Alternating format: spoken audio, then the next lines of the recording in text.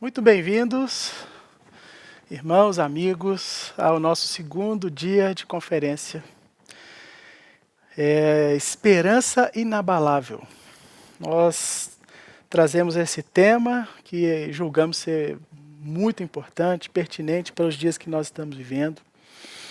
E para introduzir esse nosso segundo dia, eu quero novamente refletir sobre um texto da Palavra de Deus com você e orar. Orar para que a nossa fé, nossa esperança sejam revigorados no Senhor. O texto que eu selecionei hoje, ainda na carta de Paulo aos Romanos, está aí no capítulo 8. Nós leremos aí os versos de 18 a 25, que diz assim: Considero os sofrimentos do presente não se podem comparar à glória que será revelada em nós, pois a criação aguarda ansiosamente a revelação dos filhos de Deus. Porque a criação ficou sujeita à inutilidade, não por sua vontade, mas por causa daquele que a sujeitou, na esperança de que também a própria criação seja libertada do cativeiro da degeneração para a liberdade da glória dos filhos de Deus. Pois sabemos que toda a criação geme e agoniza até agora, como se sofresse dores de parto. E não somente ela, mas também nós, que temos os primeiros frutos do Espírito, também gememos em nosso íntimo, aguardando ansiosamente nossa adoção, a redenção do nosso corpo. Porque fomos salvos na esperança. Mas a esperança que não se vê não é esperança. Pois como alguém espera o que está vendo? Mas se esperamos o que não vemos, com paciência o aguardamos. Note, meus irmãos, e eu não quero expor o texto, mas eu quero elucidar novamente algo maravilhoso que o apóstolo Paulo nos apresenta nesse texto da sua carta. Primeiro que ele traz novamente a questão do sofrimento do tempo presente. E ele compara esse sofrimento do tempo presente com a glória futura. Isso é uma maneira muito clara de nós percebermos que existe uma conexão do sofrimento do tempo presente com algo que vai vir a nós, algo que nos alcançará de forma maravilhosa. Esta certeza que nós podemos ter da esperança como uma convicção de que nós seremos alcançados, uma antecipação, portanto, de uma glória futura, como diz o apóstolo aqui. E é interessante, por quê? Porque existe sim uma ambiguidade, e essa ambiguidade ela é sustentada pela paciência. Novamente o apóstolo traz aqui. É preciso sofrer as agruras da vida, de tudo que nos é imposto, com paciência. É por isso que no texto anterior que lemos ontem, ele diz que nós precisamos da paciência. A paciência nos faz também olhar para a dificuldade. Isso é muito interessante na fé cristã, porque a fé cristã ela não vive de ilusões. O cristão é aquele que põe os dois pés na realidade, mas ele coloca os seus olhos lá na eternidade. As intempéries agora, do tempo presente, o apóstolo está dizendo, elas não se comparam com a glória futura. Então, ele traz para nós algo lindo, uma comparação maravilhosa.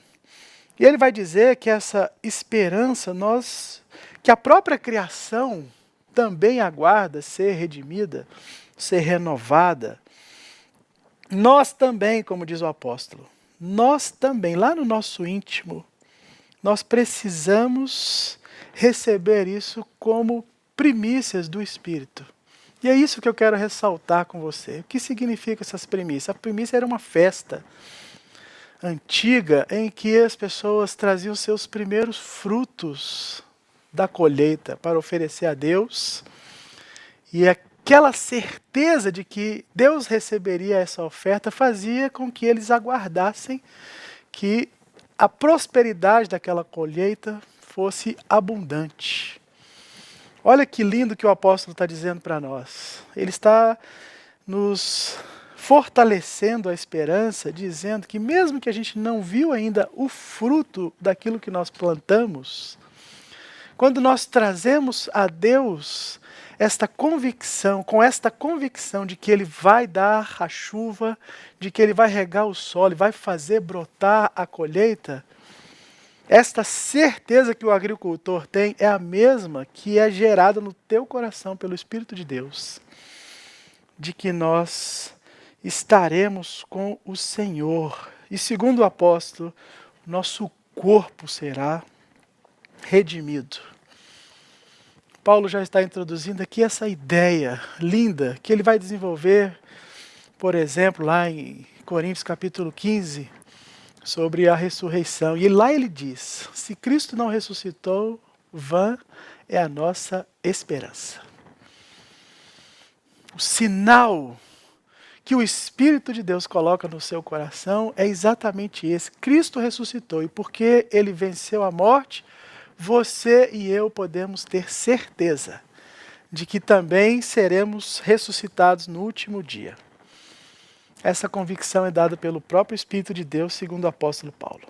Nós recebemos isso, nós já temos isso no versículo 23, como o primeiro fruto do Espírito. Essa convicção que é dada para mim e para você de que nós ressuscitaremos com Cristo. Pois se Ele ressuscitou, não importa os perigos e o sofrimento do tempo presente, como ele está dizendo aí. O que importa, então, é o que nós aguardamos, porque essa convicção nos levará até Cristo. E só o Espírito do Senhor pode fazer isso, em mim e em você. É à luz desta palavra que eu quero hoje te convidar a orar. E eu quero orar para que nossos corações sejam aquietados. Nós ouvimos muito sobre pessoas desesperadas, e provavelmente o desespero, ele vem em certa medida porque nós estamos apegados ao tempo presente, à materialidade. Talvez nos convencemos de que tudo que tem para viver só está no aqui e no agora. Mas eu quero te lembrar, meu irmão, minha irmã, o carpe diem cristão, ele tem um elemento diferente. O cristão sabe, ele sabe aproveitar a vida, sim. Mas tem um elemento que é gerado pelo Espírito e chama gratidão. A gratidão é o elemento a mais que tem na sua vida, porque você sabe que se Deus deu, é porque Ele quis dar, e se Ele não deu, é porque você não precisava. Isso nos torna gratos, isso nos torna cada vez mais confiantes que aguardamos essa esperança. E eu quero orar pelo nosso país. Quero orar para que, onde essa conferência chegar, essas mensagens chegarem hoje e posteriormente, Deus possa abrir os olhos das pessoas pelo Espírito de Deus, nessa convicção aqui. Se você tem certeza que você possa viver assim, aguardando, grato a Deus, porque Ele já te deu, juntamente com Jesus Cristo, todas as outras coisas. Então vamos orar pelo nosso país, pelos governantes, por aqueles que tomam decisão, para que todo o caos seja dissolvido segundo a vontade do nosso Deus. Vamos orar? Senhor, mais uma vez nos apresentamos diante do Senhor que rege o mundo, Deus Todo-Poderoso, Criador dos céus e da terra. Diante de Jesus, que venceu a morte, ressuscitou, está sentado à direita do Pai. No poder do Espírito Santo, que nos convence da justiça, do juízo, do pecado. Pedimos, ó Deus Trino, fala ao nosso coração, fala ao coração dos governantes, daqueles que tomam decisão, daqueles que decidem, que eles sejam tocados, que eles sejam, ó Deus, guiados de alguma maneira, segundo a Tua boa e perfeita vontade. Ouve o clamor do Teu povo, aqueles que sofrem, aqueles que porventura têm perdido o emprego, que porventura têm sido atingidos direta ou indiretamente por toda essa pandemia e os efeitos que ela tem causado, Senhor. Protege os Teus filhos, dá sensibilidade aos que governam, dá sensibilidade àqueles que tomam decisão, dá sabedoria aos inteligentes, aos cientistas, aqueles que de alguma maneira podem ser instrumento para que a Tua vontade se cumpra. Mas, Senhor, acima de tudo, fortalece o Teu povo na viva esperança. Nessa esperança inabalável de que nós não somos confundidos, porque nós confiamos no que precisamos, no Espírito de Deus, testificando no nosso coração de que a colheita será boa. Trazemos então os nossos primeiros frutos e essa oração, Deus, chegue diante de Ti como um sinal da nossa confiança, não do nosso medo ou do desespero, mas da nossa confiança de que o Senhor rege o mundo com cetro de poder. Abençoa-nos em mais este dia para a Tua glória. Amém. Eu quero então que você tome o seu lugar bem confortável e agora nós vamos ouvir o professor Wilson Porte. Ele trará uma mensagem também que eu peço a Deus que inspire o seu coração e renove a sua esperança.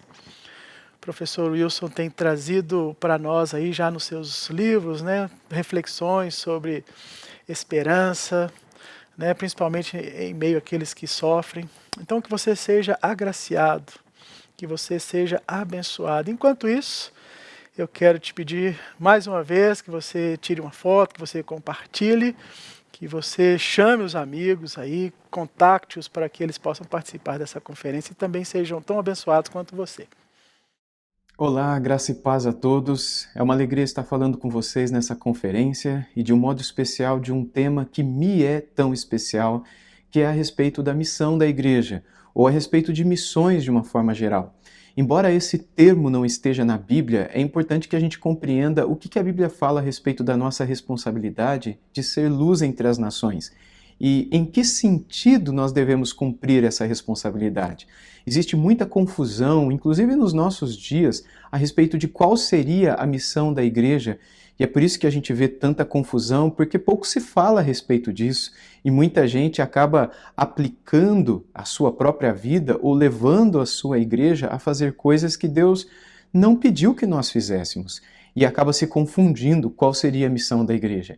E eu quero falar com vocês a respeito de qual seria a missão da igreja e qual é a esperança do cristão. E falar sobre isso com vocês dentro dos Salmos.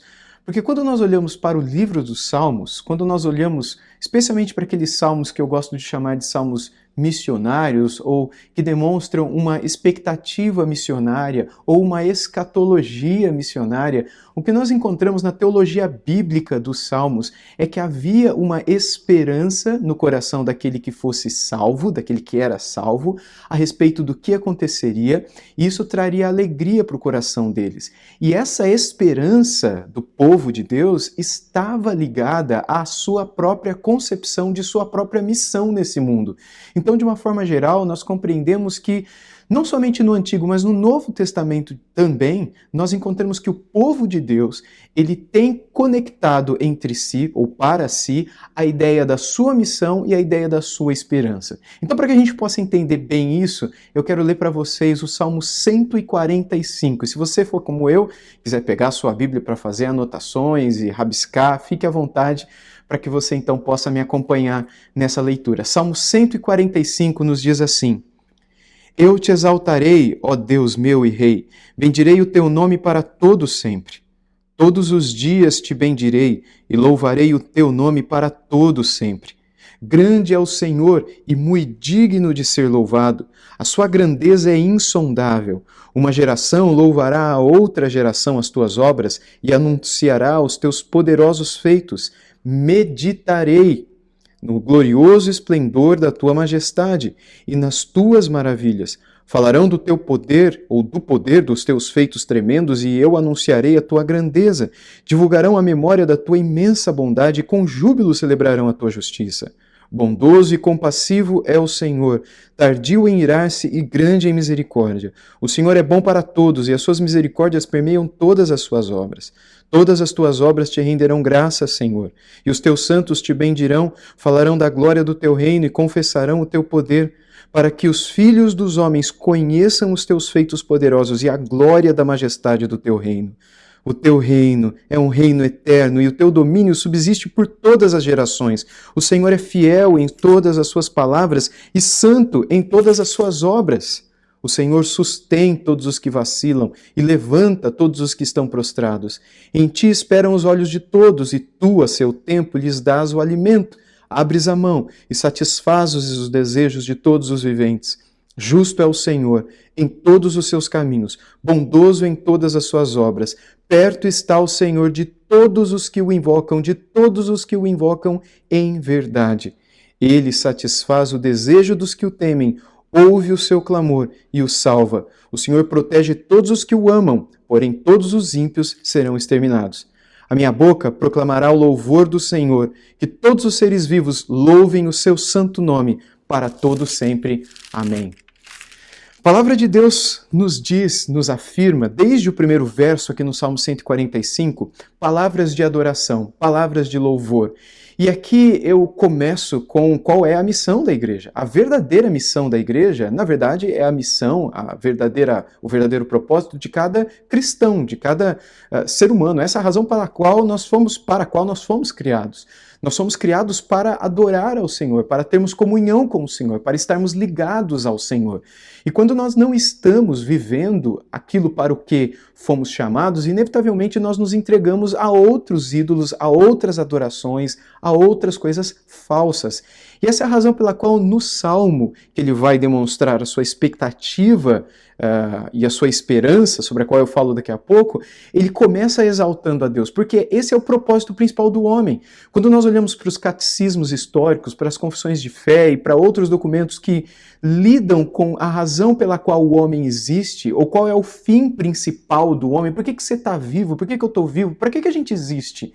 A resposta para essa pergunta é para glorificar a Deus, para conhecer a Deus, para desfrutar de Deus, para nos deliciarmos na pessoa daquele que nós estamos passando a conhecer. Portanto, o principal objetivo do cristão, daquele que conhece a Deus, daquele que tem uma relação com Deus, é glorificar a Deus. Essa é a razão da sua vida. Você existe para conhecê-lo mais e para ter prazer nele, para que ele faça diferença na tua vida e te encha de paz, de alegria, de vida e vida de verdade. Quando você pensa na igreja, do que é feita a igreja, senão de várias pessoas que foram redimidas de seus pecados e agora também vivem debaixo do mesmo propósito, que é glorificar a Deus. Logo, se a igreja é feita de pessoas, se ela é composta de seres humanos cujo propósito é conhecer a Deus e glorificá-lo para sempre, então o propósito da igreja não é outro senão conhecer continuamente mais a Deus e glorificá-lo também. A razão principal pela qual a igreja existe é cultuar a Deus, adorar a Deus. É muito interessante quando nós lemos as obras de Jonathan Edwards, um pregador muito conhecido entre todos nós, que muito escreveu a respeito da glória de Deus e a respeito do propósito principal da igreja, e o tempo todo ele correlaciona a vida e a razão da igreja com o culto. E é muito interessante que pastores mais contemporâneos a nós e que possuem uma influência muito grande, né, são muito influenciados, né, possuem sobre si a influência de Jonathan Edwards, como é o caso do pastor John Piper. Quando leem e descrevem livros destes autores que impactaram suas vidas, destacam estes nos quais Jonathan Edwards e alguns outros autores de sua época e anteriores a ele também, que falam sobre a glória de Deus e a razão pela qual nós, como indivíduos e como igreja, existimos, o ponto é sempre o mesmo: glorificar a Deus, cultuar a Deus. Então esta é a grande razão pela qual a igreja existe. O Senhor enviou o seu Filho ao mundo para que ele pudesse redimir um povo e esse povo pudesse adorá-lo, esse povo pudesse conhecê-lo, esse povo pudesse servi-lo e servi-lo em amor. Como filhos que agora são adotados e agora diante do seu Pai se prostram para adorá-lo. Essa é a razão pela qual nós existimos. Uma vez que o homem, a mulher de Deus tem essa consciência, ela não faz outra coisa, ele não faz outra coisa que não procurar conhecer melhor quem é esse Deus, para que em seus momentos de intimidade isso seja expressado, não somente particularmente, mas também coletivamente, enquanto povo de Deus reunido. Essa é a razão pela qual aqui, nesse salmo que nos traz os louvores de Davi, nós encontramos essas palavras no versículo 1: eu te exaltarei, ó Deus. E continua: bendirei o teu nome para todo sempre. No verso 2 ele diz: todos os dias eu te bendirei e louvarei o teu nome para todo sempre. No verso 3 ele começa a destacar atributos de Deus, características do Senhor. Quando ele diz: grande é o Senhor, muito digno de ser louvado, a sua grandeza é insondável. Perceba, toda a adoração é feita de reconhecimento daquilo que Deus é. É como um elogio que eu faço para minha esposa quando eu digo algo a respeito dos olhos dela, ou a respeito do cabelo dela, ou a respeito do perfume dela, ou a respeito de qualquer outra coisa. Quando você está admirando um amigo e você diz da lealdade desse amigo, quando você diz da prontidão desse amigo, quando você diz do carinho, do respeito desse amigo, o que você está fazendo? Você está notando característica daquela pessoa. Você vai num teatro e você observa o talento daquele adolescente, daquele jovem, daquele senhor, ao desenvolver-se, ao tocar um piano, um violino. Você está reconhecendo qualidades e atributos. Este elogio é uma adoração. Só que não é uma adoração enquanto você se entrega como servo de. Portanto, não é algo errado você admirar e reconhecer. Mas o que é adoração a Deus, se não reconhecer quem Ele é? Adorar a Deus não é dizer eu te adoro, ó Senhor, mas é elogiá-lo por aquilo que Ele é. Enquanto nós, e da mesma forma como nós elogiamos pessoas a quem amamos ou pessoas a quem admiramos, e obviamente nós não as temos como deuses e deusas para nós, mas nós as elogiamos por causa das características, dos atributos que essas pessoas possuem. Quando nós procuramos reconhecer atributos de Deus e passamos a elogiá-los pelos tais, nós estamos o adorando, nós estamos o elogiando, nós estamos o beijando misticamente ou de alma, nós estamos nos relacionando e demonstrando o nosso grande prazer e satisfação em tê-lo como nosso grande Deus.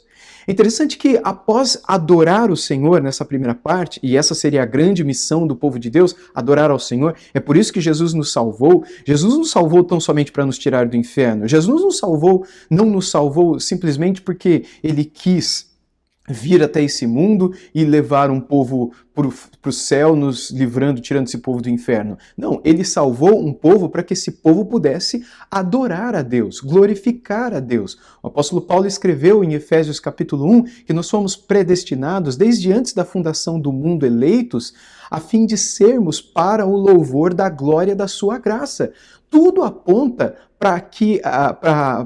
nessa direção, para a direção da adoração, do louvor.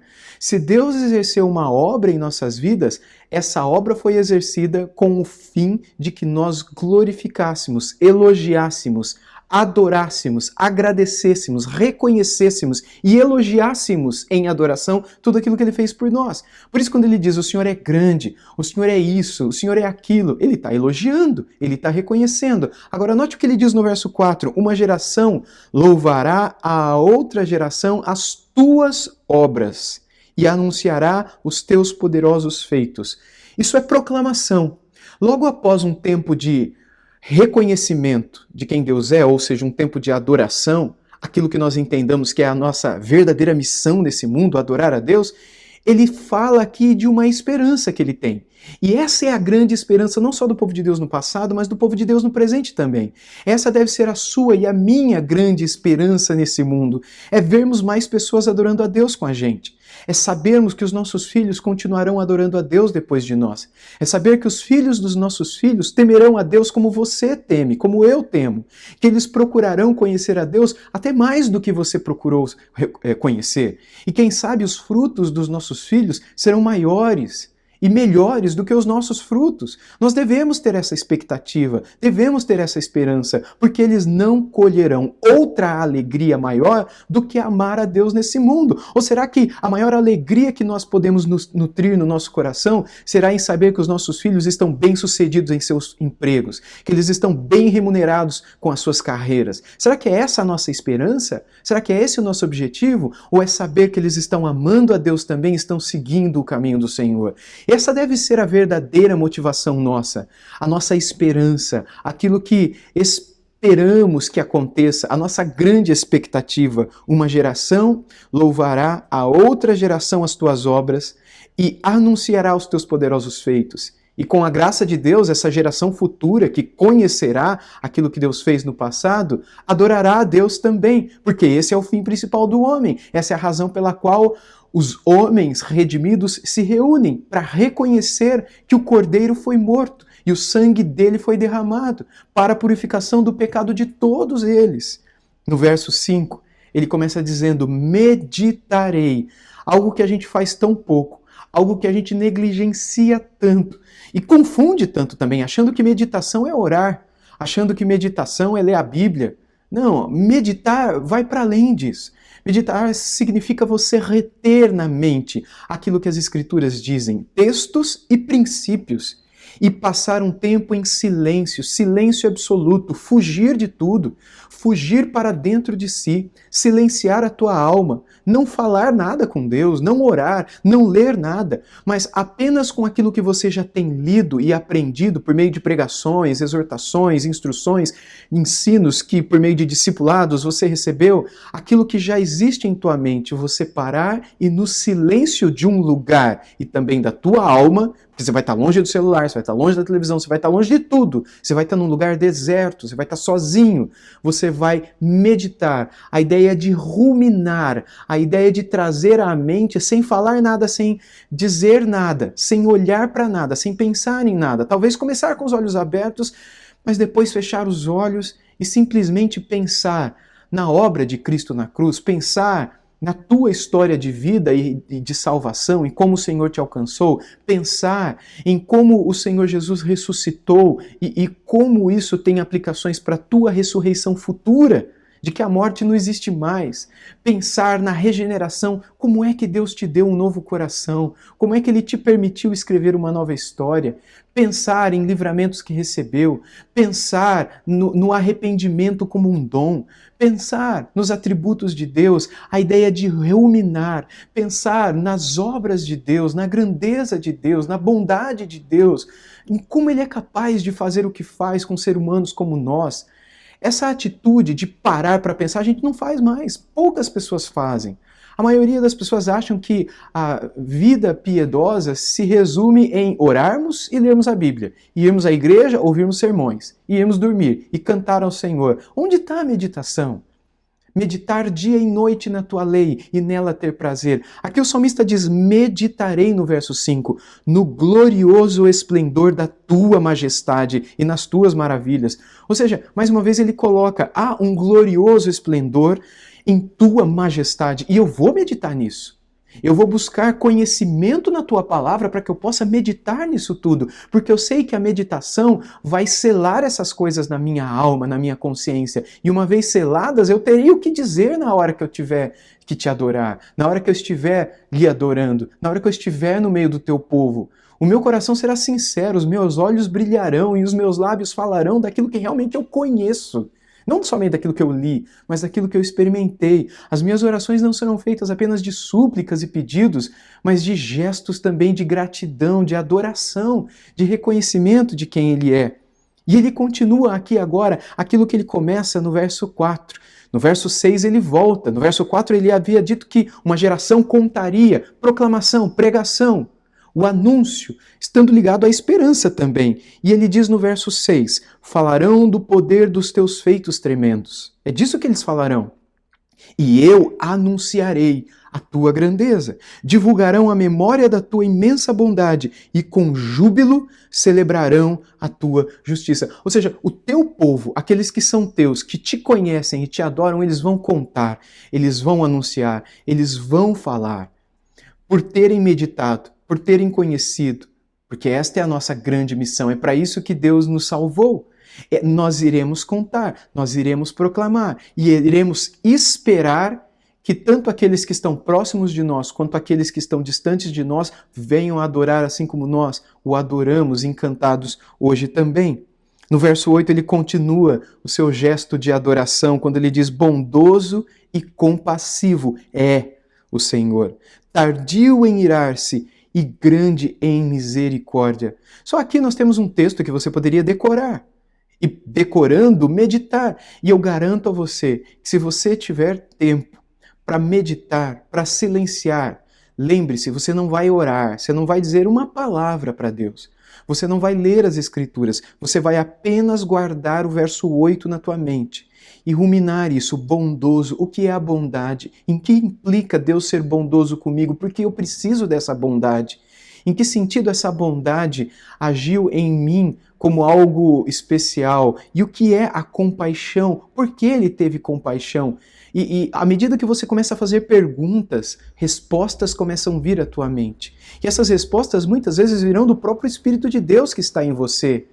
E se você se submete a ele, se entrega a ele antes desse tempo de meditação, à medida que você começa a pensar na bondade, na compaixão, tardio em irar-se, certamente você vai lembrar de uma série de ocasiões em que Deus poderia ter te fulminado, Deus poderia ter te destruído, Deus poderia ter te punido, Deus poderia ter te posto na vergonha, Deus poderia ter te envergonhado, mas ele não fez assim. Por quê? Por causa da bondade e da compaixão.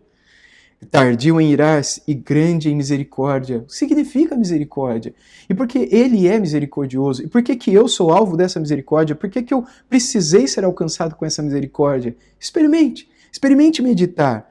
Ele diz no verso 9, o Senhor é bom para todos. Mais uma vez, ele tem em mente não somente a si, não somente o povo que já foi salvo, mas todos. Porque nós não sabemos aqueles que virão conhecer o Senhor, nós não sabemos aqueles que estarão conosco em breve no meio do povo de Deus para render graças e adoração ao Senhor também. E as suas misericórdias permeiam todas as suas obras, todas as tuas obras te renderão graças, ó Senhor. E os teus santos te bendirão. Essa é a razão pela qual os santos existem. Qual é a missão da igreja? Bendizer a Deus. Falarão da glória do teu reino. A gente vai cantar sobre isso e confessarão o teu poder. Nós vamos orar a respeito disso. Para quê? Aquilo que ele começa no 4. A gente tem que pregar, a gente tem que anunciar, a gente tem que contar para os nossos filhos, a gente tem que contar para a geração futura. A gente não pode passar desse mundo para o outro mundo, dessa terra para a nova terra, sem que outros conheçam. Vamos falar aquilo que ele começa no 4, fala no 6 e no 7, ele volta no 12, quando ele diz, para que os filhos dos homens conheçam os teus feitos poderosos. A gente quer que os filhos dos homens conheçam e a glória da majestade do teu reino. Ou seja, é importante que nós nos preocupemos com outras coisas também como igreja, como, por exemplo, o cuidado social, a responsabilidade que temos em ajudar pessoas que sofrem, a responsabilidade que temos de nos envolvermos com outras esferas que não são a igreja, como a família, como política, como educação, de uma forma geral. Sim, porque a Bíblia nos aponta para todas essas realidades. Ela fala a respeito de tudo isso. Existe uma teologia a respeito do ensino, existe uma teologia a respeito da política, existe uma teologia a respeito de tudo isso.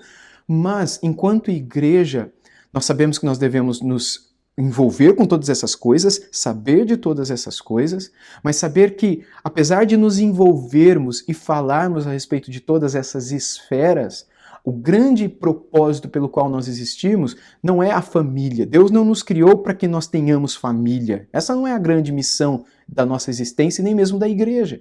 Deus também não criou a igreja para fazer política. Essa não é a grande missão da igreja, resolver questões políticas, ideológicas, filosóficas ou sociais. Nós podemos nos envolver com isso? Claro que podemos, devemos. Mas essa é a razão pela qual fomos criados, essa é a missão da igreja? Nunca foi e nunca será. E nem era no Antigo Testamento do povo de Israel. Nós devemos nos envolver com coisas educacionais? Sim, mas Deus chamou a igreja para ela ser objeto de educação desse mundo? Não. Educação no sentido puro da palavra, não é da educação do dia a dia, escolar mesmo. Não, nós podemos nos envolver, devemos nos envolver, mas essa não é a razão pela qual nós existimos. Qual é a razão pela qual nós existimos? Para cantar? Para fazer missões? Nem mesmo para fazer missões nós somos chamados. Essa não é a razão pela qual a igreja existe. A igreja não existe, talvez isso seja chocante para você, mas a razão pela qual a igreja existe não é fazer missões. A razão pela qual a igreja existe é adorar a Deus, reconhecer os feitos de Deus, cultuar a Deus, anunciar as grandezas do Senhor, anunciar para o Senhor as grandezas do Senhor.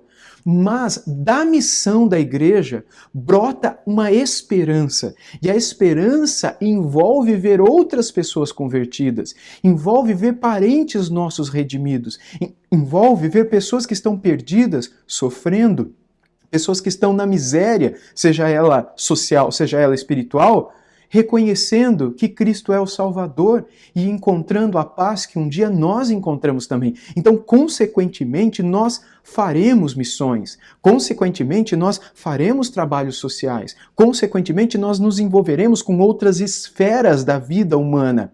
Mas esse nosso envolvimento com as mais diversas esferas da vida humana não devem estar no lugar e nem serem confundidas com a missão da igreja. O Senhor nos chamou para algo que é eterno e não para algo que é passageiro. Deus nos chamou para algo que é celestial e divino e não para algo que é humano. Deus nos chamou para aquilo que nós continuaremos a fazer por toda a eternidade. Qual é a missão da igreja? A grande razão pela qual nós existimos como povo de Deus é adorar o Senhor. Mas a gente não pode fazer isso se a gente não conhece direito. E uma vez que nós o conhecemos, nós falaremos de quem ele é. E uma vez que nós falemos de quem ele é para ele, e o nome disso é culto, adoração, nós passaremos a contar para os outros quem ele é. E essa é a nossa maior esperança. A gente tem esperança de que a gente viva num mundo sem doença? Lógico que não. Jesus mesmo disse que nunca esse mundo deixaria de ter doença. Nós temos esperança de viver num mundo onde todo mundo vai ser próspero e não vai ter pobreza? Lógico que não. Essa esperança é uma esperança errada. Jesus falou que os pobres a gente sempre teria conosco. A gente tem esperança de que a gente pode diminuir o sofrimento e a pobreza de alguns? Isso sim. A gente deve esperar e socorrer as pessoas como fruto até de um novo coração que temos. Mas essa não é a nossa principal esperança. A nossa principal esperança não se resume em coisas que acontecerão nesse mundo, mas em coisas que poderão transformar vidas que estão nesse mundo e que as levarão para um novo mundo onde não haverá doença, onde não haverá morte, onde não haverá gente mentirosa, gente corrupta destruindo a vida de pessoas, onde não haverá ideologias corrompidas e maliciosas que levarão pessoas para longe, para distante de Deus. É interessante que ele diz, o teu reino, no verso 13, é um reino eterno, o teu domínio subsiste por todas as gerações.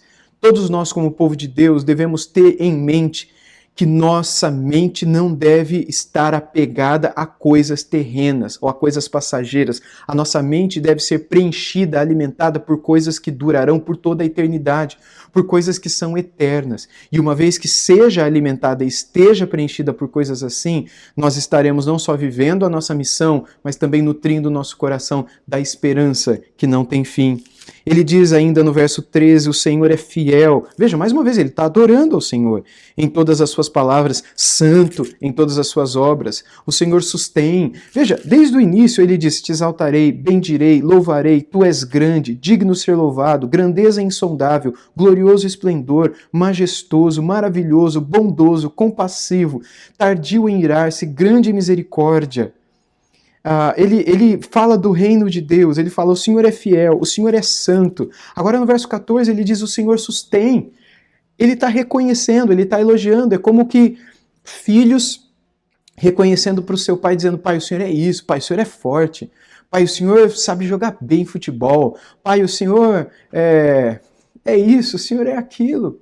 Nós estamos reconhecendo no nosso Pai aquilo que nós aprendemos dele, especialmente em momentos em que meditamos nas obras, nos feitos e nas palavras dele.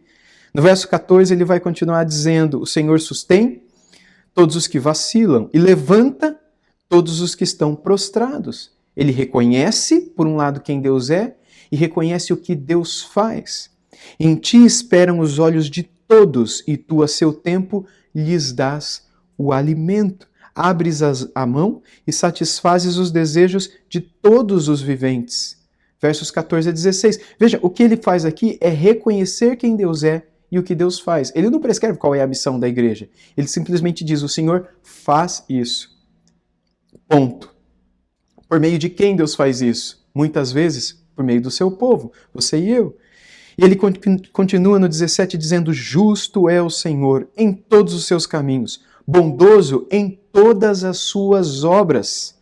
Perto está o Senhor de todos os que o invocam, em verdade. Ele satisfaz os desejos dos que o temem e ouve o seu clamor e o salva. O Senhor protege todos os que o amam, porém todos os ímpios serão exterminados. E o último verso desse salmo diz: a minha boca proclamará o louvor do Senhor, que todos os seres vivos louvem o seu santo nome, para todo o sempre. O salmo termina, mais uma vez, com uma expectativa escatológica, nós poderíamos dizer, e missionária no coração do salmista. Que todos os seres vivos louvem o teu nome. Essa é a grande razão pela qual nós fazemos missões. Não a missão da igreja, mas missões em si. A razão pela qual nós fazemos missões, como escreveu Jonathan Edwards, e como inspirado pelos seus escritos, John Piper também tem escrito de uma maneira bastante grande, qual é a razão pela qual missões existem? Missões existem para que nós vejamos a alegria no coração de todos os povos, alegria em Deus, salvação em Deus, e para que os povos louvem o santo nome do Senhor. A razão da igreja existir, a missão da igreja não é fazer missões para que quando em missões uma igreja nova surgir, lá ela faça novas missões e aí faça novas missões. A gente vai fazer isso porque o nosso desejo é ver pessoas louvando a Deus. Não porque essa é a nossa missão. A nossa missão não é fazer missão. A nossa missão é louvar a Deus. E enquanto estivermos louvando, estaremos anunciando com que objetivo? Com que outros louvem também. A gente não faz missões para contar cabeças, para dizer, olha, quantas pessoas foram salvas? Foram salvas 15. Quantas pessoas foram convertidas? 200.000. Quantas pessoas foram ganhas e batizadas esse mês pelo missionário tal? 8. Essa não é a razão pela qual nós enviamos um missionário, mas é sabermos se o nome do Deus a quem adoramos está sendo adorado ali também. Essa é a razão pela qual missões existem. Não é saber quantos estão ali, mas é se o nome dele está sendo adorado ali. Até porque se estará 1 ou 20 ou 200 adorando ali, isso não é do poder do missionário, nem mesmo da igreja que envia. Isso é do poder do Espírito Santo, porque é ele quem convence do pecado, da justiça e do juízo. O missionário é apenas um instrumento por meio do qual a palavra é anunciada. E enquanto ela é anunciada, ele adora ao Senhor. E ora para que o coração daqueles a quem a palavra é anunciada seja quebrantado, e esses corações quebrantados então possam adorar ao Senhor também, proclamar o louvor do Senhor também, louvar o nome santo do Senhor também, para todo sempre, como ele diz aqui no verso 21. Esse é o Salmo 145, que nos mostra de um modo muito claro, para mim, a missão da igreja e a esperança de cada um daqueles que fazem parte do povo de Deus. A esperança não somente futura de um novo céu e uma nova terra, onde estaremos para sempre nos alegrando no Senhor, mas de uma presente terra, de um presente mundo afundado no caos, onde nós podemos alegremente conhecer quem é o nosso Deus e louvar esse Deus e esperar que outros louvem também, antes que elas cheguem nesse novo céu e nessa nova terra. A gente tem outros salmos que falam disso também, como por exemplo o Salmo 108, verso 3. Eu quero encerrar mostrando a vocês como em outros salmos a palavra de Deus nos anuncia a mesma expectativa, a mesma esperança evangelizadora. No Salmo 108, se você quiser abrir comigo também, no versículo 3 nós lemos: Eu te darei graças entre os povos, ó Senhor. Veja, eu vou estar entre todos os povos, mas eu vou estar lá agradecendo ao Senhor, adorando o Senhor.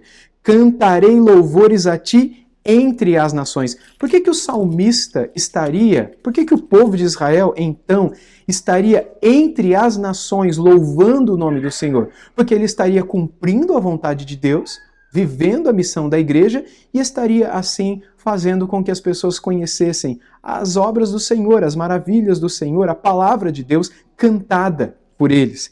Nós temos também no Salmo 96, versos 3 e verso 10, as seguintes palavras. Salmo 96, verso 3, que diz: Anunciem entre as nações a sua glória.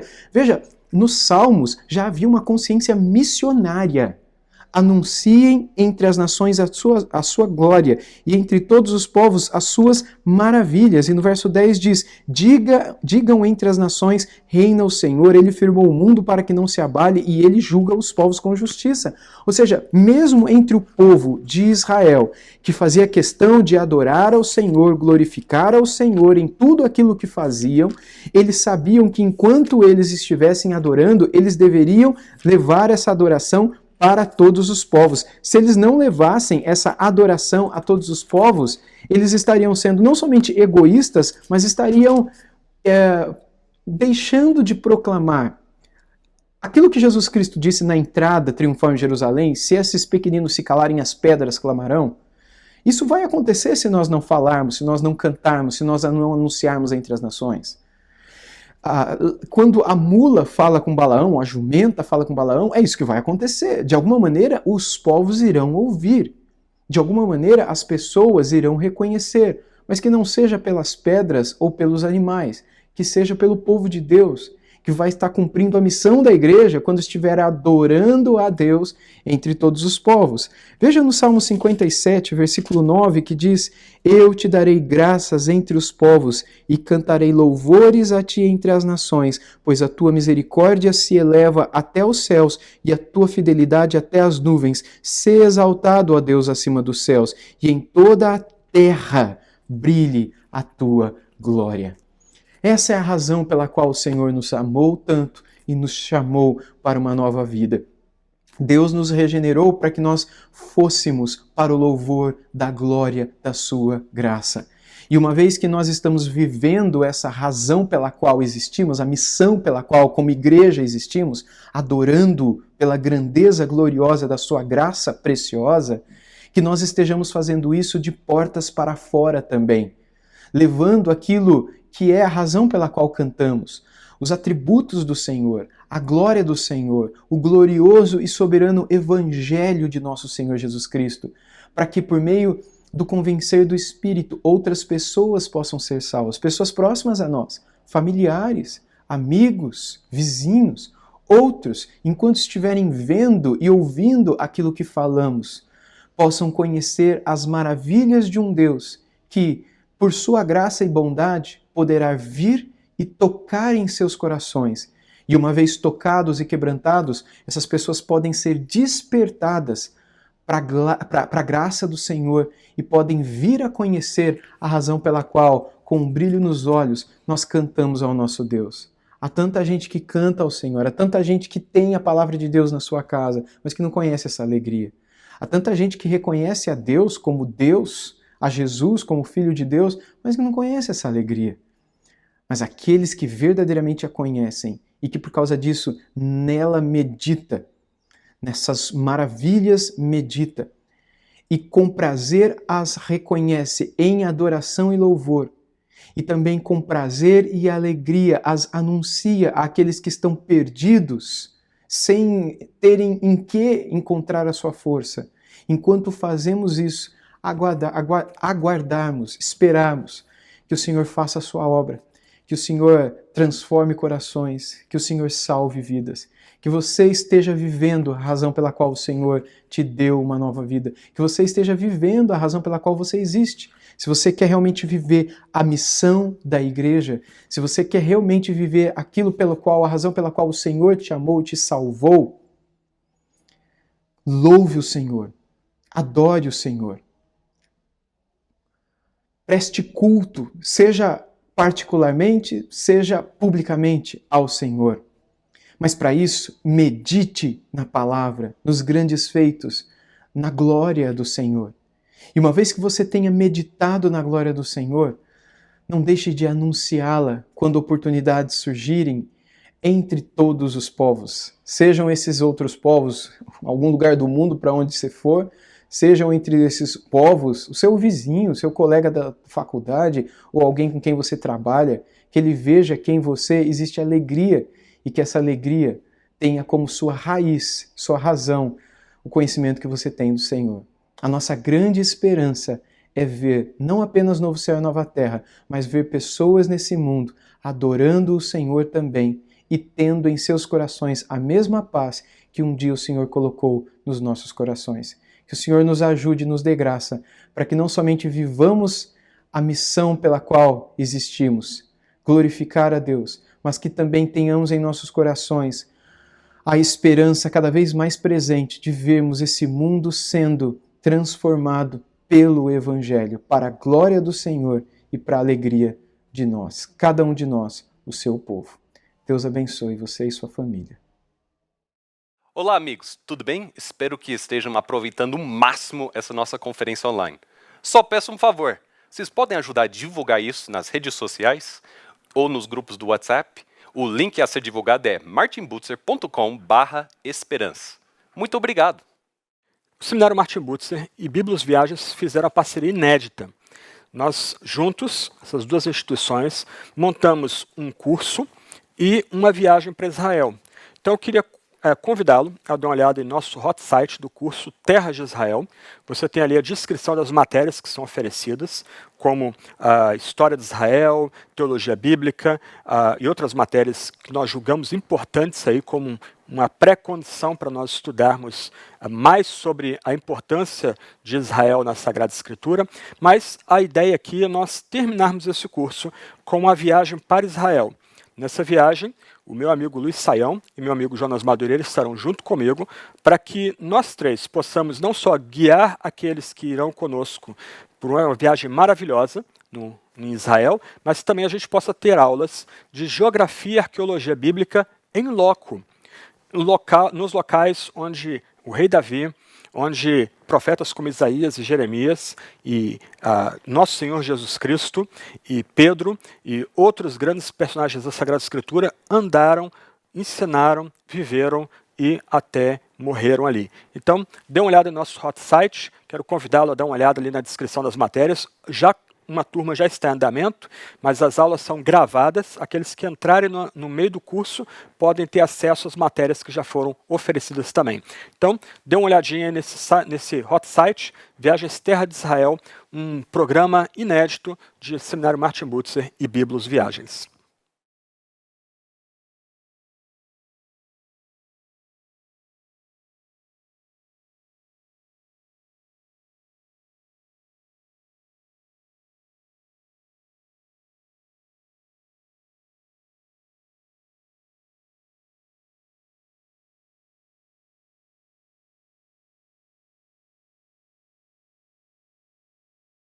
E aí, pessoal, tudo bem? Meu nome é Thiago Santos, eu sou um dos diretores e cofundador do Seminário Martin Butzer e eu quero falar com você sobre os nossos cursos. Vou falar de 2 deles. O primeiro que quero falar para você é o curso livre de teologia. Você está participando desta conferência online que traz vários temas teológicos e se você deseja estudar teologia mais profundamente, eu quero convidá-la a conhecer o nosso curso livre de teologia. É um curso que combina erudição teológica com devoção cristã.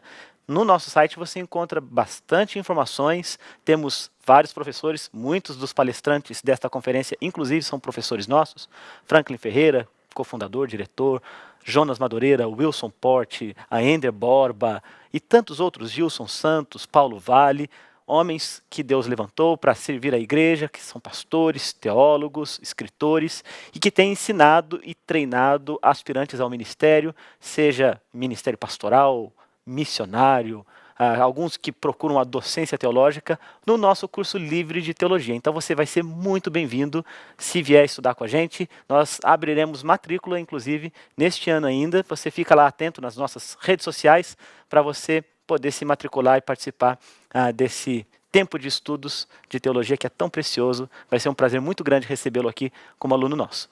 E eu quero também falar sobre um outro curso nosso, um curso novo, que começamos há pouco tempo, é o nosso mestrado em teologia, THM. É um mestrado profissional com validade nos Estados Unidos. Nós fizemos este mestrado em parceria com o Puritan Reformed Theological Seminary, o seminário puritano reformado teológico lá dos Estados Unidos, que é dirigido pelo pastor Joel Beeke. Beeke tem muitos livros publicados e traduzidos em português por várias editoras, é um especialista em teologia histórica, em teologia puritana, e tem produzido muito nessa área, e fizemos uma parceria muito legal com o Puritan, e agora estamos oferecendo este THM para aqueles que querem se especializar, se aprofundar no estudo da teologia. As concentrações que nós oferecemos são em teologia histórica e teologia sistemática. Você vai ser muito bem-vindo em estudar com a gente também.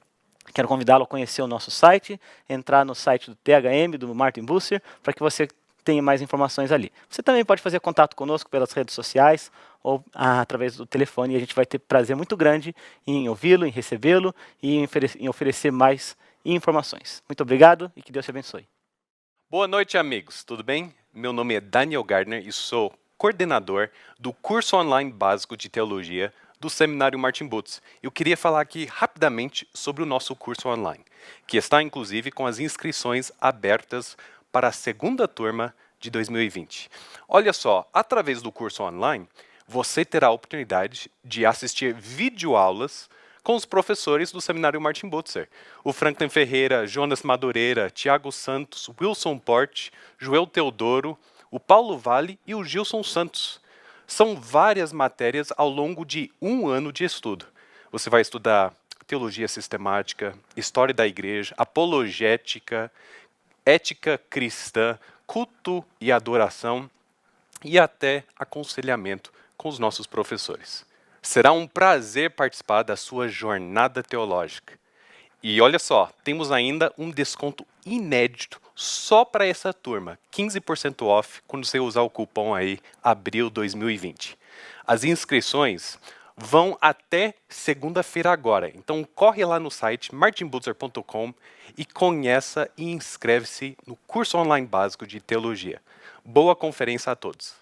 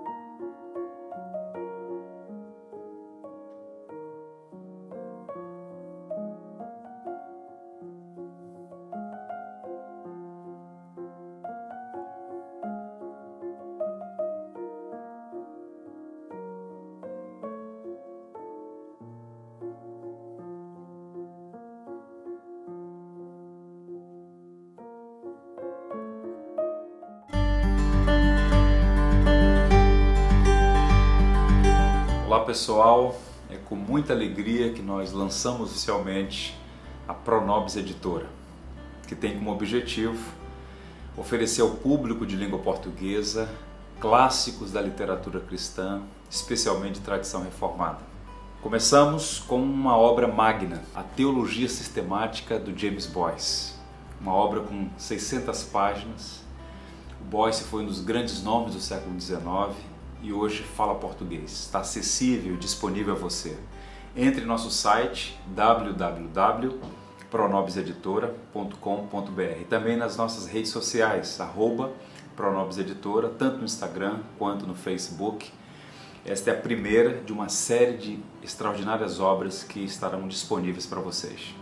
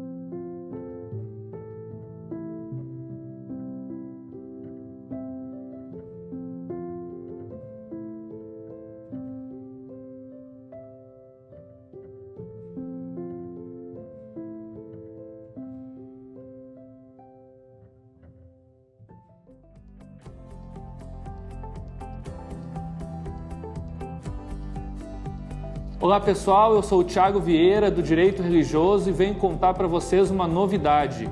É o curso livre de Direito Religioso 100% online na plataforma da Universidade Luterana do Brasil em parceria com a Fulbra. Vai ser muito legal, conto com vocês, 240 horas, diversas disciplinas, introdução ao direito canônico, Estado laico brasileiro, imunidades tributárias, responsabilidade civil. Aula comigo, com o Jean e com o Marcos Boeira. fulbra.org.br. Te vejo lá.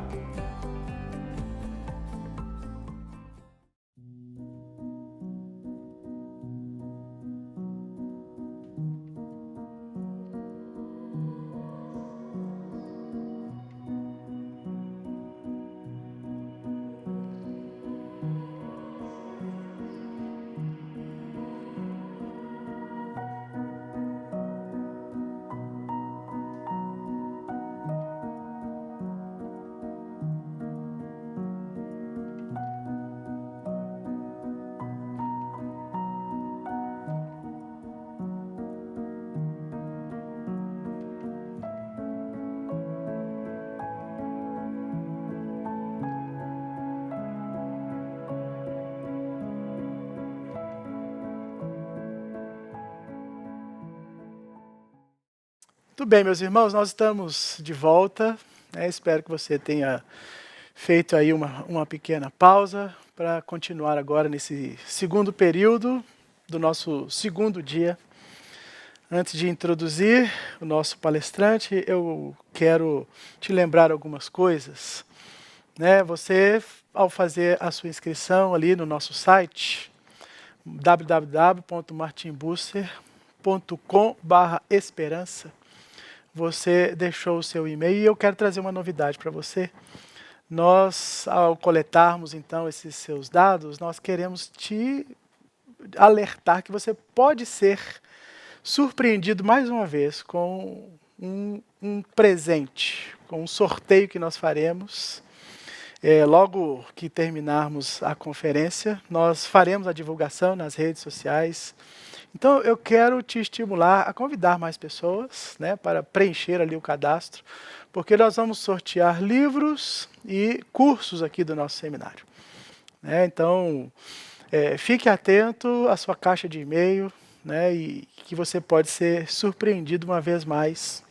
Além de toda essa bênção, né, que tem sido ouvir esses homens de Deus.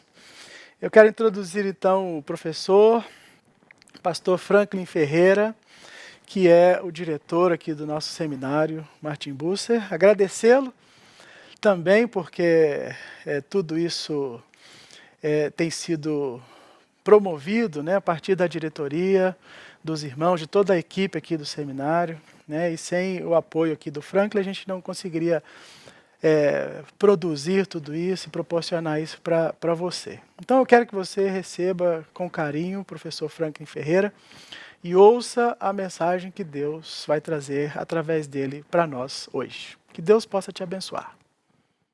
Eu gostaria de saudar a todos que têm nos acompanhado até aqui, nessa conferência online do Seminário Martin Busser. Nós estamos tratando aí o tema da esperança cristã e eu gostaria de meditar com vocês sobre a esperança da vinda triunfal de Cristo. A gente se preocupa com as questões que nós temos vivido aqui na Terra, em nossa história, mas a gente tem que sempre lembrar que nós esperamos mais, nós esperamos a volta triunfal de nosso único Salvador, Jesus, o Filho eterno de Deus. Eu queria ler com vocês alguns textos bíblicos que se encontram em Mateus, capítulo 24. Eu vou mudar um pouco a ordem do texto, ok? E nós não vamos expor o texto aqui, o que eu quero é usar o texto aí como um tipo de baliza para desenvolver esse tema da vinda triunfal de nosso Senhor e Salvador. Mateus 24, versos 36 a 39, depois 26 e 27, depois 30 e 31. O texto diz: mas a respeito daquele dia e hora ninguém sabe, nem os anjos dos céus, nem o Filho, senão o Pai. Pois assim como foi nos dias de Noé, assim será também a vinda do Filho do Homem.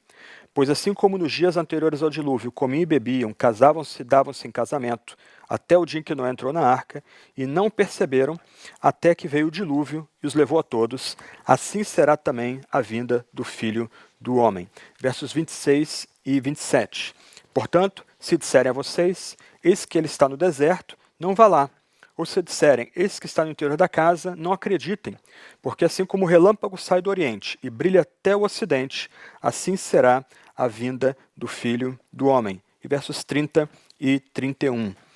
Então aparecerá no céu o sinal do Filho do Homem. Todos os povos da terra se lamentarão e verão o Filho do Homem vindo sobre as nuvens do céu com poder e grande glória. E ele enviará os seus anjos com grande som de trombeta, os quais reunirão os seus escolhidos dos quatro ventos, de uma a outra extremidade do céu. Eu queria então desenvolver nesse encontro aqui, esse tema da esperança da segunda vinda de Cristo. Eu queria tratar desse assunto sob dois ângulos. O primeiro, destacando os sinais que antecederão a vinda de Cristo, e depois o fato de que essa vinda virá num tempo desconhecido. Então, comecemos aí com esse ponto importante.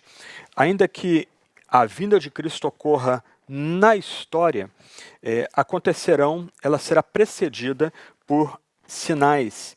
E isso é um ponto que Jesus destaca nesses trechos que nós lemos aqui em Mateus 24. Nós crentes não seremos enganados na iminente vinda de Cristo, ou diante da iminente vinda de Cristo. Ocorrerão sinais que antecederão essa vinda de Cristo. Mas um ponto, antes da gente elencar aqui 5 sinais que antecedem a vinda de Cristo, o ponto que a gente precisa destacar é que o que Jesus parece nos ensinar em Mateus 24 é que esses sinais ocorrerão simultaneamente, todos ao mesmo tempo.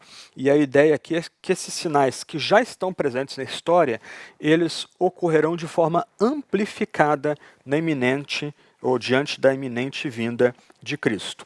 Então, eu queria elencar 5 sinais aqui que nos são dados pela Sagrada Escritura, que mostram que a vinda de Cristo está próxima.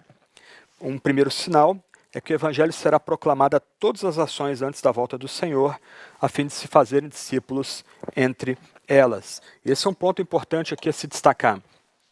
A Escritura não ensina que todo homem e toda mulher vai ouvir sobre Jesus. O que a Bíblia ensina é que toda etnia, toda nação terá sido exposta ao Evangelho de Jesus Cristo.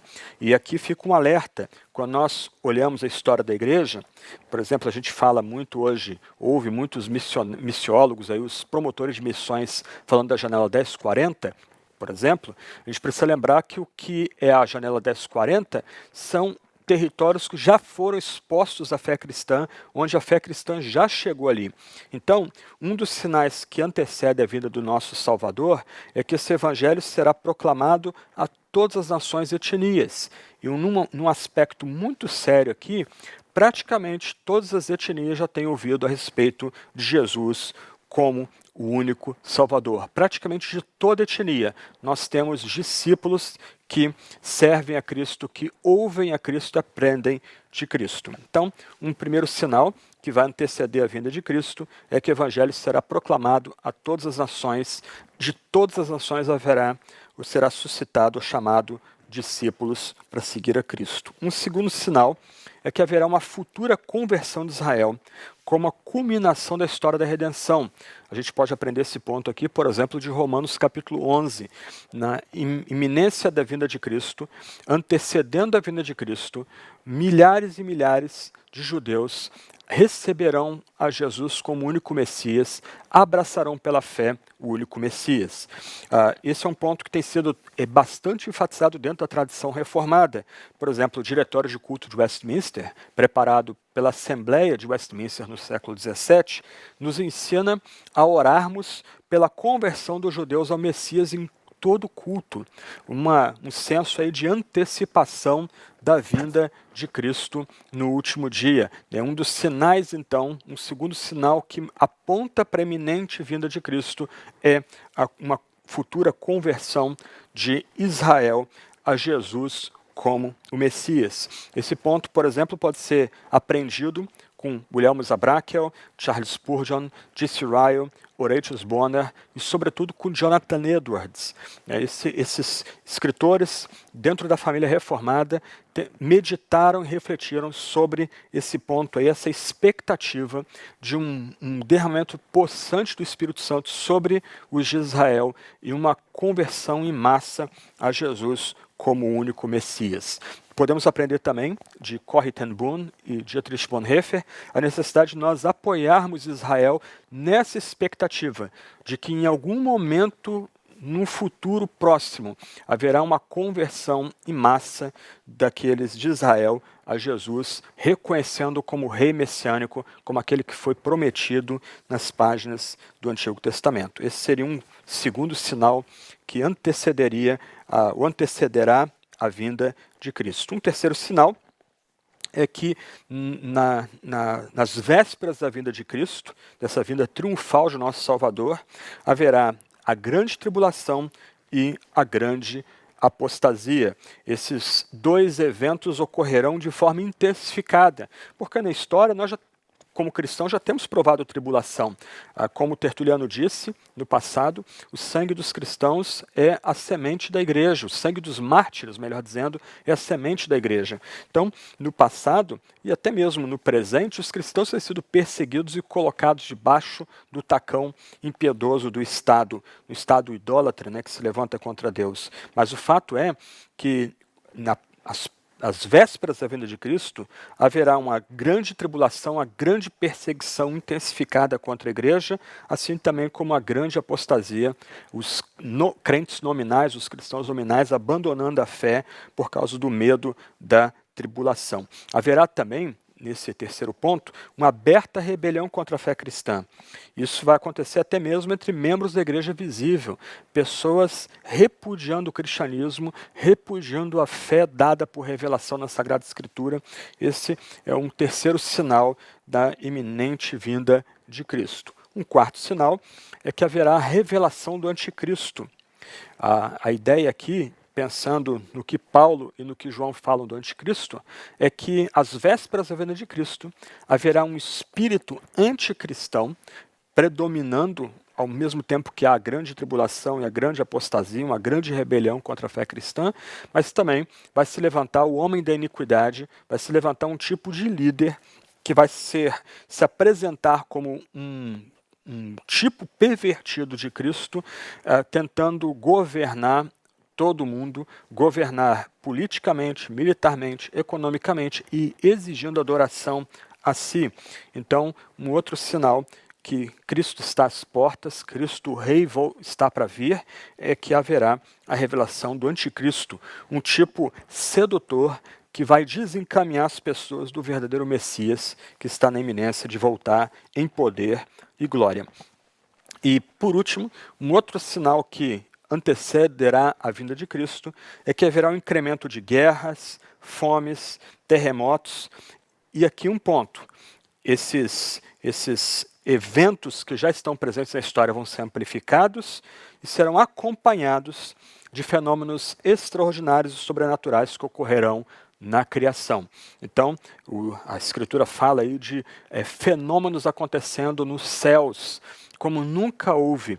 E aí a gente pode estar se preparando, porque Cristo está às portas para voltar como grande rei, o único Senhor e Messias que vem para triunfar e agora impor o seu reino de forma definitiva e cabal. Então, nós estamos considerando aqui a nossa esperança da vinda triunfal de Cristo, e a gente precisa ter em mente que sinais antecederão a vinda de Cristo. Logo, nós precisamos ser prudentes, precisamos ser vigilantes, a gente não deve ser enganado por pessoas, como o texto que nós lemos diz, que começam a dizer que Cristo já veio, Cristo está presente entre nós. Não, haverá sinais que os crentes poderão notar que precedem de fato a vinda triunfal de nosso Salvador. Do outro lado, e aqui é o nosso segundo ponto, a esperança da vinda triunfal de Cristo nos é colocada de que ela acontecerá num tempo desconhecido. Isso é ensinado na Sagrada Escritura, nós lemos aí em Mateus 24 sobre isso. O tempo exato da vinda de Cristo é desconhecido para nós. Aqui não cabe um exercício de adivinhação.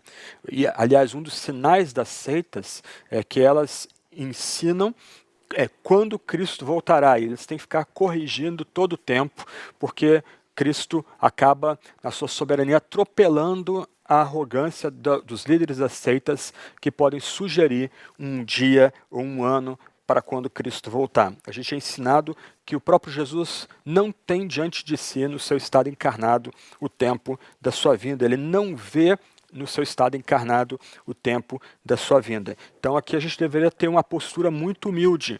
De um lado a gente tem que ser vigilante, tentando localizar esses sinais em nossa história, os sinais que nós tratamos agora, que vão acontecer muito provavelmente simultaneamente e de uma forma amplificada. Do outro lado, a gente tem que descansar na soberania de Cristo, descansar na vontade do Pai, porque o tempo da vinda de Cristo está oculto no próprio Deus. Então, nós precisamos de uma vigilância contínua. Isso é exigido dos cristãos. O sermão de Mateus 24 e Mateus 25, de Nosso Senhor Jesus, nos ensina isso. O crente, ele tem que discernir os sinais que marcam a iminente volta de Cristo. Ele sabe que a data da volta de Cristo está oculta no Pai e no Filho, mas do outro lado ele deve continuamente vigiar, ele deve perseverar, ele deve se manter no espírito são, aguardando com paciência a vinda de Cristo, porque ela está para acontecer. A Escritura nos dá a esperança e a segurança de que Cristo voltará, ainda que a gente não saiba exatamente quando isso vai ocorrer. A gente não tem como precisar uma data da vinda de Cristo. Mas essa vinda, ela vai acontecer.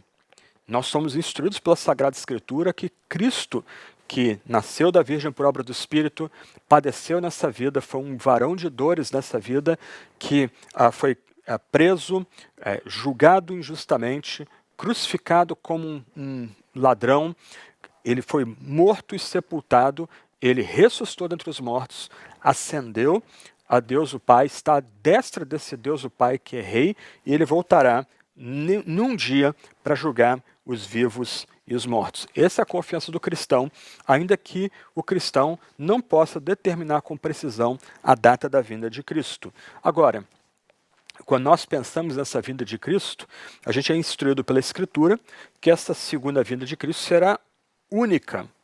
Haverá uma única vinda de Cristo naquele grande e glorioso dia que nós ansiamos, quando as dores, os pecados, as lutas, as tensões, a ação demoníaca e diabólica que ocorre nessa história será totalmente vencida, será totalmente derrotada e Cristo instaurará o seu reino de paz.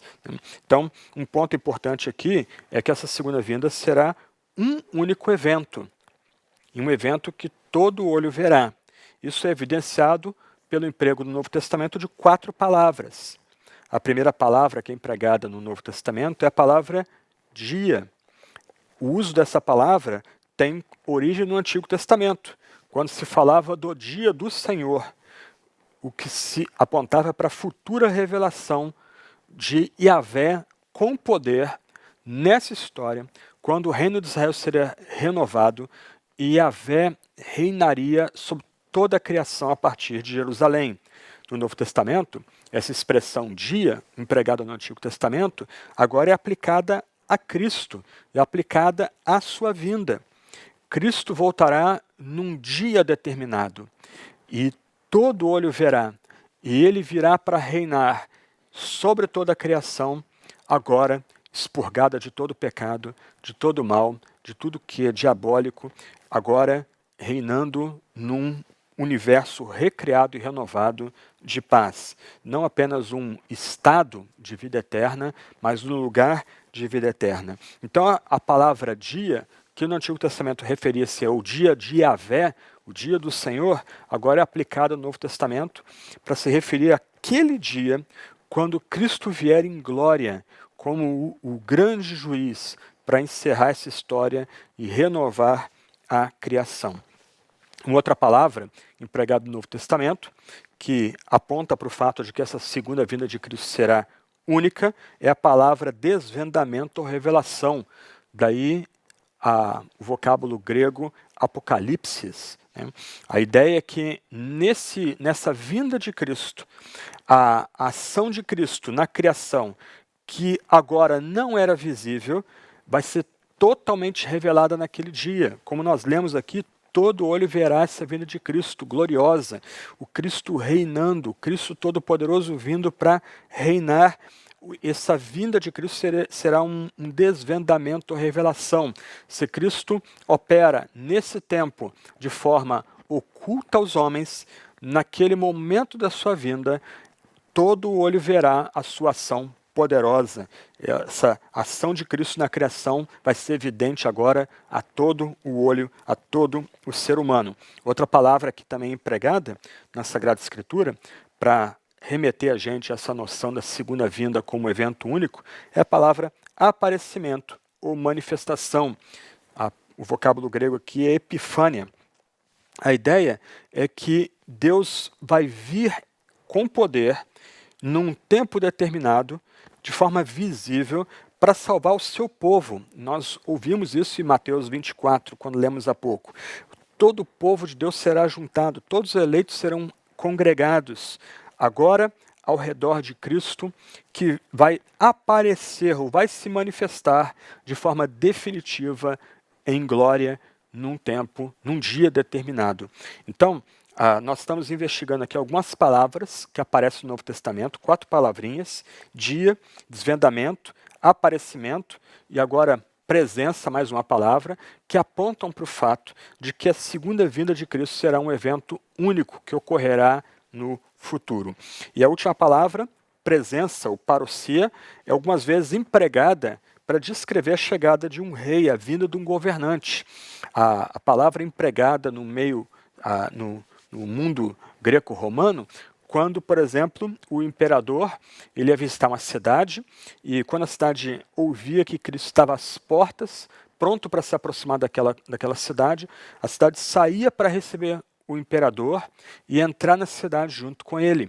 Então, o evento único que a gente se refere aqui, da vinda de Cristo, que ocorrerá num futuro próximo, isto é, Cristo voltando em glória, todo olho vendo essa vinda gloriosa de Cristo, ocorrerá como um tipo de parousia. E aqui a gente é remetido à noção de arrebatamento, né? Cristo volta com aqueles que já descansam com ele agora com o corpo transformado, ressuscitado. Aqueles, então, que estão vivos serão arrebatados, subirão às alturas para encontrar Cristo, terão seus corpos transformados, agora terão corpos glorificados e ressurretos, e juntos, Cristo e todos os seus eleitos voltarão à terra para começar agora o juízo vindouro. Então essas 4 palavrinhas, dia, desvendamento ou revelação, aparecimento ou manifestação e presença, são empregados no Novo Testamento para falar dessa vinda única de Cristo. Esse momento maravilhoso em que nosso Salvador glorioso vai aparecer ao fim da história, e como a gente lê em Mateus 24, todo olho o verá, né? Assim como o relâmpago sai do Oriente e brilha no Ocidente, assim será a vinda do Filho do Homem. Ninguém vai ser enganado nesse evento único, maravilhoso, que é a volta de Cristo num dia determinado, quando a sua presença vai ser revelada a toda a criação, o seu senhorio será revelado a toda a criação, quando esse poder que Cristo tem, que lhe é peculiar, vai ser manifesto para todos, e quando a igreja, os eleitos, serão arrebatados às alturas para encontrar esse que vem agora em glória e triunfo. E essa segunda vinda de Cristo será um evento único, mas também será um evento pessoal. O mesmo Jesus Cristo que deixou seus discípulos em sua ascensão será aquele que voltará. Então, nesse aspecto, a vinda de Cristo será uma vinda física, na medida que Jesus voltará corporalmente à terra, mas também vai ser uma vinda que é visível, como os textos que nós lemos há pouco, eu acabei de repetir. Esse nosso Salvador, Cristo Jesus, o eterno Filho de Deus, o Filho do Homem, ele virá num dia determinado, ele virá de uma forma única para encerrar essa história e dar início à consecução do seu reino totalmente estabelecido sobre todo o universo, toda a criação, mas essa vinda também vai ser uma vinda física, visível. Todo olho verá Cristo. Da mesma forma como Cristo ascendeu aos céus, com o corpo transformado, glorificado, assim será na sua vinda, será uma vinda única, visível e física. Mas, mais uma vez, essa vinda será repentina e inesperada. Ao mesmo tempo que a gente tem que vigiar e discernir os sinais que estão acontecendo ao nosso redor, nós não temos como indagar, nós não temos como adivinhar quando Cristo voltará. Precisamos ser como Jesus mesmo ensina, as virgens prudentes, vigiando, porque nós não sabemos quando Cristo voltará dessa forma visível, física e gloriosa e triunfal. Esse é o ponto que a gente vê aqui em Mateus 24, Mateus 25, Marcos 13. Se a volta de Cristo vai ser única, visível e física, agora será uma volta gloriosa e triunfal. Uma volta muito diferente da sua primeira vinda, né? Na primeira vinda, Cristo veio no estado de humilhação. Na primeira vinda, Cristo veio como escravo. Na primeira vinda, Cristo veio para morrer a morte de cruz em favor e em lugar de pecadores. Agora, Cristo volta como o Rei glorioso, volta como o chefe triunfante, volta como aquele que vem para vencer. Se na primeira vinda Cristo veio como Cordeiro de Deus, que leva sobre si o pecado do mundo, agora Cristo vem como leão da tribo de Judá. 2 imagens presentes nos escritos de João. A primeira imagem lembra que na primeira vinda o nosso Cristo veio para ser um sacrifício vicário, propiciatório pelo pecado, pelo nosso pecado. Agora Cristo vem como leão conquistador. Ele vem como o clímax da revelação que Deus fez no Antigo Testamento a Davi, quando fez aliança com o seu servo e prometeu que haveria um descendente dele que reinaria. Ele vai reinar agora sobre toda a criação. Cristo vem, então, uma segunda vez, como um rei glorioso, como um rei triunfante. Aqui a gente pode dar uma lida em Apocalipse capítulo 19, versos 11 a 16. O autor, o apóstolo João, nos dá um vislumbre do que vai ser essa vinda gloriosa e triunfante no último dia. Apocalipse 19, 11 até 16. O texto diz: Vi o céu aberto e eis um cavalo branco. O seu cavaleiro se chama Fiel e Verdadeiro, e julga e combate com justiça. Os seus olhos são como chama de fogo. Na cabeça dele há muitos diademas. Tem o nome escrito que ninguém conhece a não ser ele mesmo. Está vestido com o manto encharcado de sangue, e seu nome é Verbo de Deus. Os exércitos do céu seguiam, montados em cavalos brancos e vestidos de linho finíssimo, branco e puro. Da sua boca sai uma espada afiada, para com ela ferir as nações.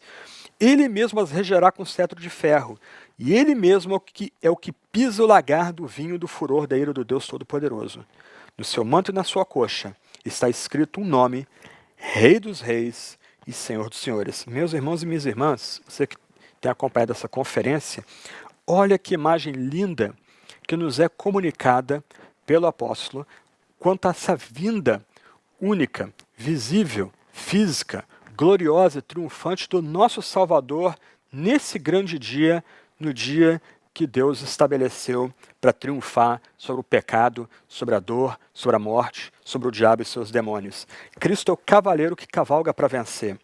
Cristo é aquele que esmaga toda a oposição no lagar do vinho do furor da ira do Deus Todo-Poderoso.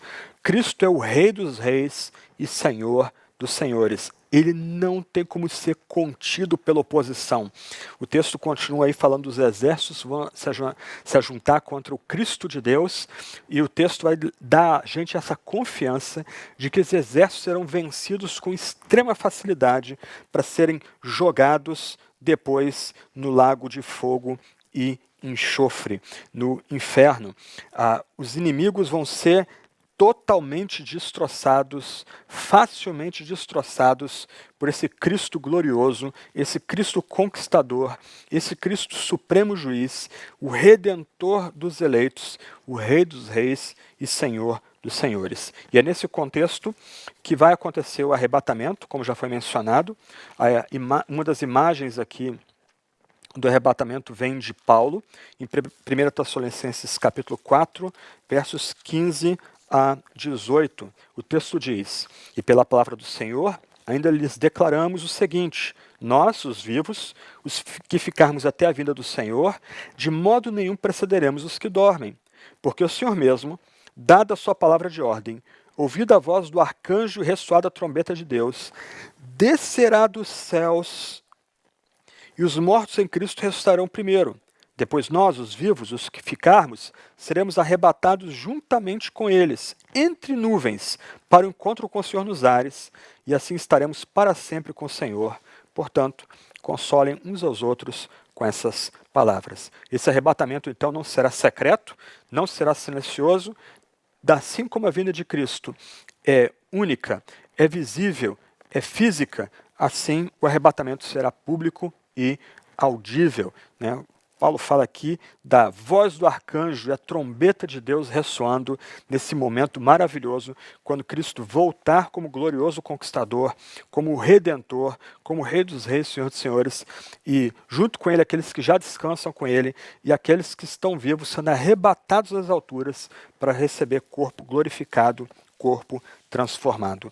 Esse evento corresponde então à única vinda, havendo um único arrebatamento. E da mesma forma que o retorno de Cristo será claramente visível, assim também será o arrebatamento. Portanto, e aqui a gente caminha para a nossa conclusão, o que a gente pode aprender aqui dessa esperança que todo crente tem da vinda triunfal de Cristo, é que essa volta gloriosa de nosso Salvador, agora como o conquistador, como aquele que vem para triunfar contra toda oposição e todo mal, vai marcar o fim da história. E com isso é introduzida a era vindoura, a vida eterna, uma nova etapa na criação, onde o reino agora é trazido com toda a sua glória, né? Nós vivemos no reino, nós experimentamos os poderes do reino, mas ainda não. O reino receberá o seu cumprimento cabal quando Cristo voltar. E na sua vinda gloriosa, Cristo não só inaugura essa nova etapa na história, onde nós vamos ser levados à imortalidade, né? Vamos ser levados à vida eterna, mas a ressurreição dos mortos e o juízo final são completados também. Então, e outro ponto aqui, antes de concluir, né, que a gente precisa destacar, é que a ressurreição dos mortos vai acontecer junto com o juízo final nesse grande dia. Então, nós seremos arrebatados, teremos nossos corpos glorificados, e esse Cristo triunfante, esse Cristo que é o Rei dos Reis e Senhor dos Senhores, vem para trazer o juízo final, quando as ovelhas serão separadas dos bodes, quando uns serão admitidos à vida eterna e à visão beatífica, e outros serão rejeitados, enviados para o lago de fogo e enxofre, enviados para o inferno, para a condenação eterna. Esse grande ponto decisivo, a vinda gloriosa de Cristo, o arrebatamento, o juízo vindouro, vai marcar o triunfo final de Cristo e da sua causa, com a destruição de todos os poderes malignos que são hostis ao reino de Deus. E aí a gente entra naquilo que o Novo Testamento chama de vida eterna. Não só um estado de vida abundante, de paz perene, completa, com Deus, Pai, Filho e Espírito, e com os semelhantes e com a criação renovada, mas também, por causa desse último ponto, um lugar de eternidade, onde nós vamos ver a glória de Deus na face de Cristo, e onde o Espírito vai operar e agir entre nós, e onde nós poderemos nos gloriar e louvar a Deus o Pai, Deus o Filho, Deus o Espírito por toda a eternidade. Aqui eu encerro citando um hino curto, mas muito bonito, de Sarah Polton Calley, a famosa missionária, né, que veio ao Brasil, aí, a famosa missionária congregacional que veio ao Brasil na época de Dom Pedro II, na época do Império, com seu famoso esposo Robert Reid Calley. O título do hino é Breve com Jesus. O hino diz: em breve haveremos de ver o Salvador, e em casa cantaremos Jesus é seu amor. Que nos tempos que vivemos, a gente possa ser lembrado dessa grande esperança da vinda gloriosa de nosso Salvador. O pecado, a morte, a doença, o diabo, seus demônios, o mundo como sistema maligno, a manifestação do anticristo, isso é tudo passageiro. Isso tudo está fadado a ser derrotado na vinda de nosso Senhor Jesus Cristo, uma vida única, uma vida visível e física, onde seremos nós que estivermos vivos, arrebatados e unidos àqueles que já descansam com Cristo, teremos corpos transformados, Cristo voltará para trazer o juízo final. E nesse juízo serão separados os eleitos e os reprovados, os eleitos admitidos na vida eterna, nesse novo céu e nova terra que virá. E aqueles que foram reprovados, eles receberão o justo juízo de Deus por toda a eternidade. E que a gente não seja enganado, que a gente lembre que sinais precederão essa vinda, que a gente permaneça vigilante, que a gente permaneça tendo discernimento, sabendo que Cristo está às portas, que Cristo virá para triunfar. Como a gente aprende com o hino da Sarah Calley, que a gente anseie, sabendo que em breve, havemos de ver o Salvador. E em casa cantaremos Jesus é seu amor. Vamos orar e a gente encerra. Senhor Jesus, muito obrigado pela sua primeira vinda. Cumprimento das profecias do Antigo Testamento. É por meio dessa primeira vinda que nós somos perdoados, que nós somos justificados, reconciliados, nosso pecado expiado e propiciado. É por causa dessa primeira vinda que nós temos paz com Deus o Pai, teu Pai e por adoção nosso Pai. Senhor Jesus, ajuda-nos a sermos vigilantes, ajuda-nos a termos discernimento. Ó Jesus, não permita que a gente seja envergonhado e embaraçado e enganado por falsos cristos. Ajuda-nos a permanecermos operosos. Ajuda-nos a permanecermos com amor cada vez crescente, ansiando a tua vinda gloriosa. Ajuda-nos a sermos consolados e confortados pela grande esperança que nos é dada na Escritura, de que o Senhor, ó Jesus, virá uma única vez, de forma visível, de forma física, para triunfar sobre todo o mal, sobre todo o pecado, sobre toda a doença, sobre o diabo e seus demônios, e sobre o mundo como sistema maligno que se levanta contra ti. Ajuda-nos a esperarmos e ansiarmos, e a anunciarmos que o Senhor, que veio como cordeiro, voltará como leão, o leão da tribo de Judá. Em teu nome é Jesus que oramos. Amém. Muito bem, meus irmãos, estamos chegando aqui ao final do nosso segundo dia de conferência. Espero que Deus tenha falado muito ao seu coração e que todo esse propósito com que nós idealizamos essa conferência possa encontrar repouso aí no seu coração, que você seja acalmado, acalentado pelo Espírito de Deus, né, com tudo que você tem ouvido, todas essas palestras. Agradecemos aqui o professor Franklin Ferreira, que Deus possa renovar a sua vida, né, que você que está nos assistindo possa também nos ajudar a divulgar. Né, nós lançamos aí ontem aquela hashtag Conf Martin Busser, né, você marcando nas redes sociais, você ajuda a divulgar também essa conferência. Né, você pode convidar pessoas para acessar o nosso site, martinbusser.com/esperança, né, e você ainda pode tirar aquela foto e colocar lá no seu Instagram, no Facebook, né, e convidar outras pessoas também para estar conosco. Até amanhã, que o Senhor possa abençoar você.